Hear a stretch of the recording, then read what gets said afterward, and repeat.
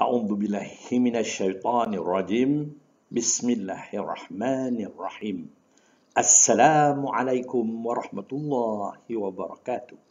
Selamat datang ke channel Cikgu Kasim Latif.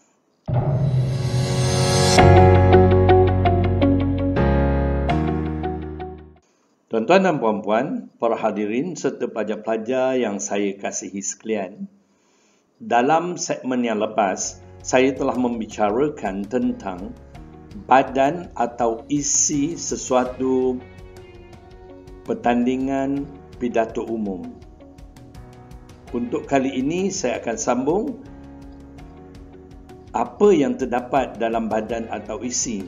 Yang lepas saya bicarakan tentang kejelasan isi-isi utama yang membawa 5 markah, pecahan-pecahan isi yang membawa 5 markah, bahan-bahan sokongan 5 markah, dan hari ini saya akan membicarakan tentang peralihan isi 5 markah dan kajian serta credibility sesuatu bahan yang hendak kita lontarkan kepada audiens.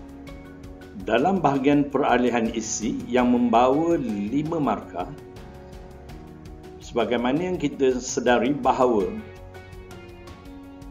3 isi penting dengan contoh dan huraian mestilah relevan dengan tajuk.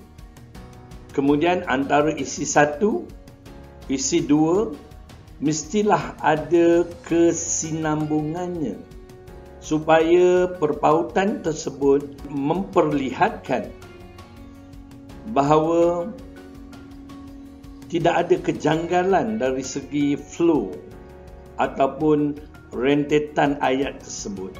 Begitu juga antara isi kedua dengan isi ketiga mestilah ada satu flow yang mantap, yang apabila didengar oleh audiens, mereka pun kurang nampak atau sedar bahawa kita sedang beralih ke isi yang lain, kecuali jika kita membicarakan secara terus, khususnya untuk pertandingan, iaitu kita beritahu meniti pada hujah saya yang pertama, kemudian beralih kepada hujah saya yang kedua, dan kemudian saya akan membicarakan tentang isi ketiga dengan kata kunci sekian.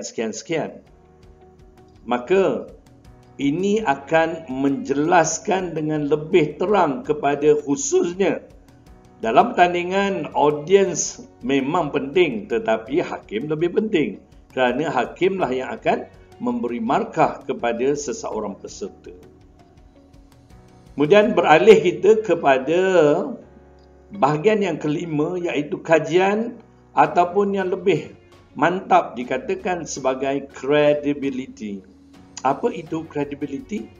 Markahnya banyak, iaitu 10 markah. Credibility adalah bahan-bahan sokongan yang kita nyatakan kepada audiens mestilah berdasarkan kepada realiti ataupun keadaan sebenar. Sebagai contoh, jika kita membicarakan tentang kemalangan jalan raya, sudah semestinya data-data ataupun statistik perlu kita paparkan. Statistik daripada mana? Daripada akhbar contohnya, daripada majalah, daripada makalah, daripada polis Bukit Aman contohnya, yang mengeluarkan statistik kemalangan jalan raya pada musim-musim perayaan tertentu.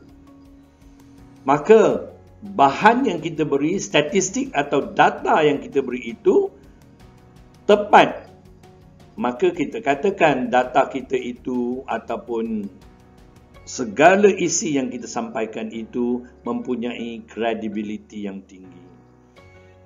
Jadi tidak ada siapa yang boleh mempertikaikan isi bahan yang kita lontarkan.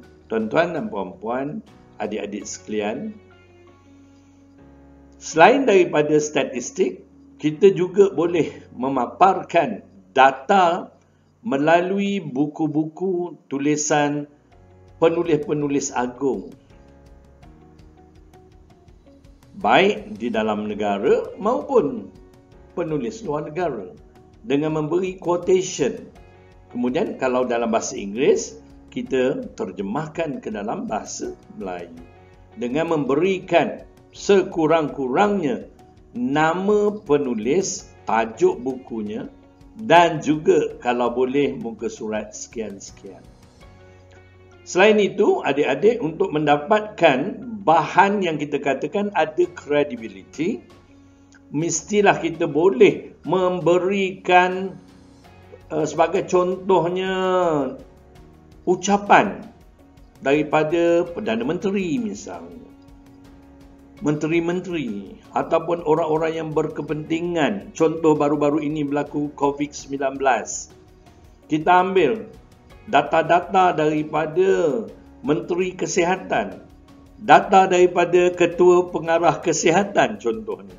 Itu adalah data-data yang relevan dan valid kerana orang yang membicarakan tentang data itu pakar dalam bidang. Ucapan-ucapan penting orang-orang tertentu, sebagaimana saya beritahu tadi, Perdana Menteri contohnya, apabila membicarakan tentang sesuatu isu negara, juga kita boleh ambil quotationnya. Jangan panjang. Ambil sekadarkan 1 atau 2 ayat sudah memadai. Kemudian kita menjelaskan atau menghuraikan petikan tersebut dengan idea kita sendiri. Tuan-tuan dan puan-puan, adik-adik sekalian, demikianlah 5 bahagian badan ataupun isi yang membawa markah sebanyak 30. Jadi isi sangat penting, mesti dihuraikan dengan contoh, mesti ada data-data yang relevan, mesti ada data yang berkredibiliti supaya pendengar ataupun audiens, khususnya para hakim, dapat kita pengaruhi dengan lontaran idea kita tersebut. Dalam segmen yang akan datang, saya akan membicarakan tentang penutup yang membawa 10 markah, iaitu rumusan atau review dan kenyataan untuk diingati. Sekian, wassalamualaikum warahmatullahi wabarakatuh. Jangan lupa subscribe, tekan butang loceng dan share supaya maklumat atau ilmu ini dapat kita kongsikan dengan seramai mungkin masyarakat, bukan saja di Malaysia, malah di seluruh Nusantara atau di dunia. Wabillahi taufiq wa hidayah. Wassalamualaikum warahmatullahi wabarakatuh. Terima kasih.